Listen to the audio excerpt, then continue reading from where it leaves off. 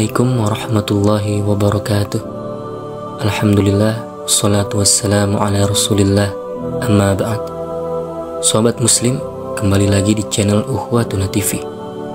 Kali ini kami akan menceritakan kisah perjuangan dakwah Nabi Nuh alaihi salam kepada kaumnya. Dahulu, sebelum zaman Nabi Nuh, ada beberapa orang soleh bernama Wad, Suwa, Yaghuz, Ya'uq, dan Nasr yang dicintai oleh masyarakat. Ketika mereka semua wafat, maka masyarakat merasa sedih karena kehilangan mereka. Di saat itulah, setan memanfaatkan kesedihan itu dengan membisikkan mereka agar membuatkan patung-patung dengan nama-nama mereka untuk mengenang mereka. Akhirnya, masyarakat pun melakukannya. Waktu pun berlalu, namun patung-patung itu belum disembah. Sampai mereka yang membuat patung-patung itu meninggal, dan datanglah anak cucu mereka yang kemudian disesatkan oleh setan.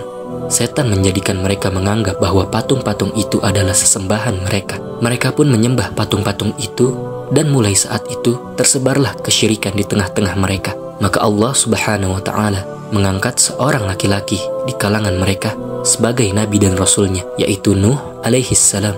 Allah Subhanahu wa Ta'ala memilihnya di antara sekian makhluknya. Dia mewahyukan kepadanya agar mengajak kaumnya menyembah hanya kepada Allah Subhanahu wa Ta'ala dan meninggalkan sesembahan-sesembahan selainnya.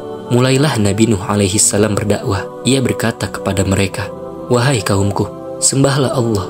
Sekali-kali tidak ada Tuhan yang berhak disembah bagimu selain Dia. Sesungguhnya kalau kamu tidak menyembah Allah, aku takut kamu akan ditimpa azab hari yang besar atau kiamat." Al-Quran Surah Al-A'raf ayat 59. Maka di antara kaumnya ada yang mengikuti ajakannya. Mereka terdiri dari kaum fakir dan duafa. Adapun orang-orang kaya dan kuat, maka mereka menolak dakwahnya. Sebagaimana istrinya dan salah satu anaknya juga menolak dakwahnya. Mereka yang menolak dakwahnya menentangnya dan berkata kepadanya, "Kami tidak melihat kamu, melainkan sebagai seorang manusia biasa seperti kami. Dan kami tidak melihat orang-orang yang mengikuti kamu, melainkan orang-orang yang hina di antara kami, yang lekas percaya saja. Dan kami tidak melihat kamu memiliki sesuatu kelebihan apapun di atas kami. Bahkan kami yakin bahwa kamu adalah orang-orang yang dusta." Al-Quran Surah Hud ayat 27.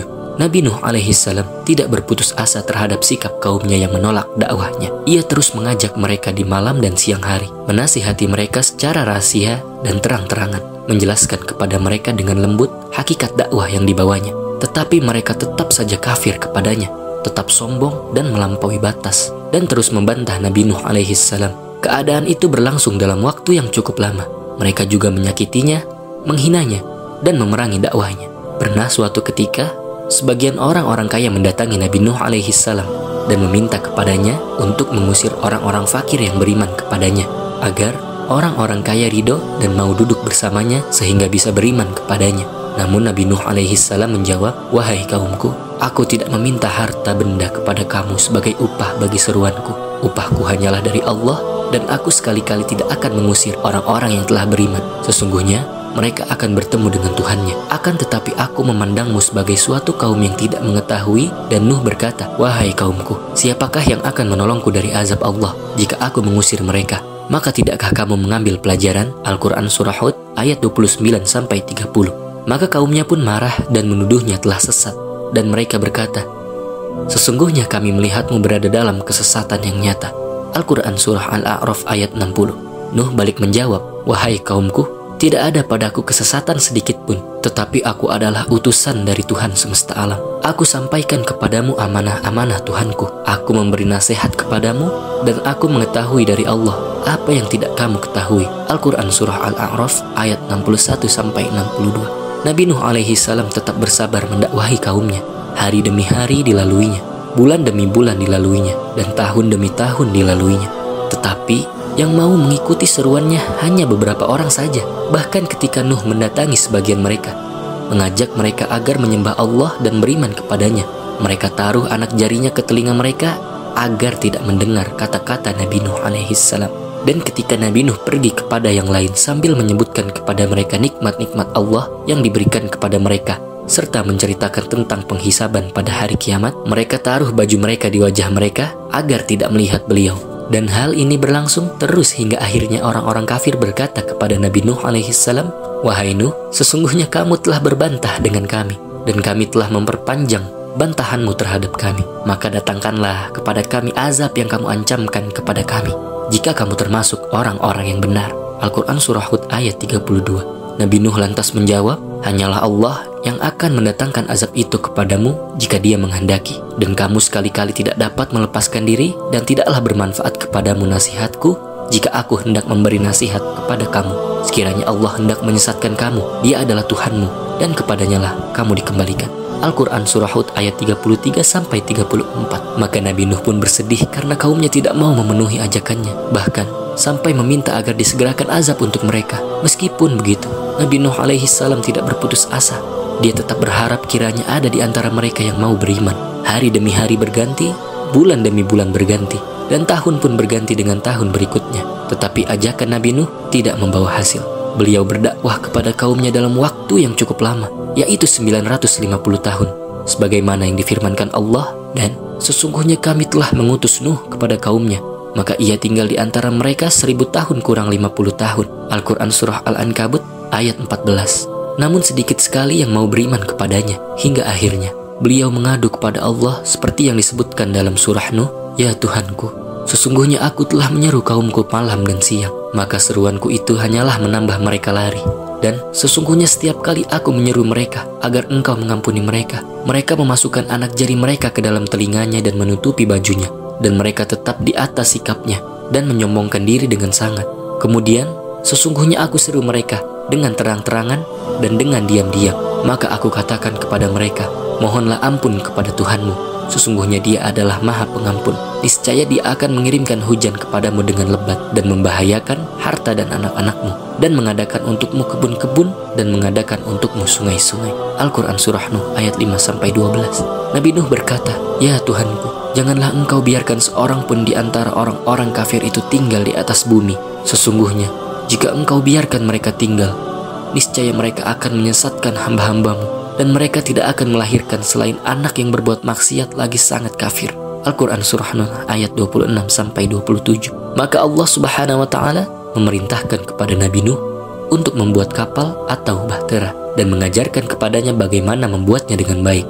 Mulailah Nabi Nuh alaihi salam membuat kapal dengan dibantu orang-orang yang beriman kepadanya. Setiap kali orang-orang kafir melewati Nabi Nuh dan pengikutnya, mereka menghina dan mengejeknya karena melihat beliau membuat kapal besar di gurun Sahara yang tidak ada sungai dan laut. Penghinaan mereka bertambah ketika mereka tahu bahwa maksud Nabi Nuh alaihi salam membuatnya adalah untuk menyelamatkan dirinya dan pengikutnya dari azab yang akan Allah timpakan kepada mereka. Akhirnya, pembuatan kapal pun selesai. Nabi Nuh mengetahui bahwa banjir besar akan tiba, maka ia meminta kepada setiap mukmin dan mukminah untuk menaiki kapal tersebut. Ia juga mengangkut setiap hewan, burung dan hewan lainnya sepasang. Hingga ketika Nabi Nuh alaihi salam bersama pengikutnya telah berada di atas kapal, datanglah banjir besar. Langit mengucurkan hujannya dengan sangat derasnya. Mata air di bumi pun mulai memancarkan airnya dengan kuat. Nuh pun berkata dengan menyebut nama Allah di waktu berlayar dan berlabuhnya, sesungguhnya Tuhanku benar-benar Maha Pengampun lagi Maha Penyayang. Al-Quran Surah Hud ayat 41. Kapal pun mulai berlabuh dan mengapung di atas air. Ketika itu Nabi Nuh melihat anaknya yang kafir. Ia memanggilnya dan berkata, wahai anakku, naiklah bersama kami, dan janganlah kamu berada bersama orang-orang yang kafir. Al-Quran Surah Hud ayat 42. Tetapi anaknya menolak ajakannya dan berkata, aku akan mencari perlindungan ke gunung yang dapat memeliharaku dari banjir besar. Nuh berkata, tidak ada yang melindungi pada hari ini dari azab Allah selain Allah yang Maha Penyayang. Gelombang pun menjadi penghalang antara keduanya, maka anak itu termasuk orang-orang yang ditenggelamkan. Al-Quran Surah Hud ayat 43. Kaum Nabi Nuh yang kafir saat melihat air membanjiri rumah mereka dan mengalir dengan derasnya, maka mereka merasa akan binasa. Mereka pun segera mencari tempat yang tinggi untuk menyelamatkan diri. Tetapi sayang sekali, ternyata banjir itu telah mencapai puncak gunung. Allah Subhanahu wa Ta'ala membinasakan orang-orang kafir dan menyelamatkan Nabi Nuh dan para pengikutnya. Nuh dan pengikutnya pun bersyukur kepada Allah atas keselamatan yang diberikannya. Setelah kaum yang kafir itu tenggelam, maka diwahyukan kepada langit dan bumi, wahai bumi, telanlah airmu, dan wahai langit, berhentilah. Maka air pun surut, kapal itu pun berlabuh di atas bukit Judi. Al-Quran Surah Hud ayat 44. Selanjutnya, Allah Subhanahu wa Ta'ala memerintahkan Nuh dan para pengikutnya turun dari kapal. Dia berfirman, wahai Nuh, turunlah dengan selamat sejahtera dan penuh keberkahan dari kami atasmu dan atas umat-umat yang mukmin dari orang-orang yang bersamamu. Al-Quran Surah Hud ayat 48. Ketika diketahui oleh Nuh alaihissalam, anaknya termasuk orang-orang yang ditenggelamkan, Nuh alaihissalam berkata, "Ya Tuhanku, sesungguhnya anakku termasuk keluargaku, dan sesungguhnya janji Engkau itulah yang benar, dan Engkau adalah hakim yang seadil-adilnya." Al-Quran Surah Hud ayat 45. Allah Subhanahu wa Ta'ala berfirman, "Wahai Nuh, sesungguhnya dia bukanlah termasuk keluargamu. Sesungguhnya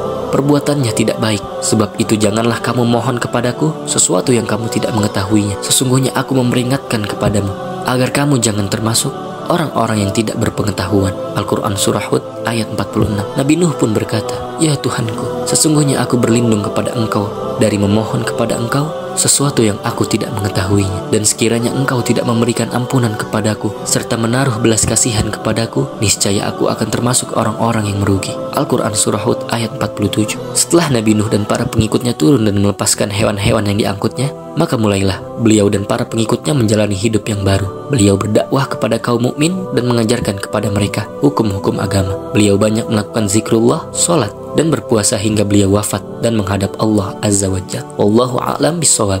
Wassallallahu ala nabiyyina Muhammad wa ala alihi wa sahbihi wa man wala. Assalamualaikum warahmatullahi wabarakatuh.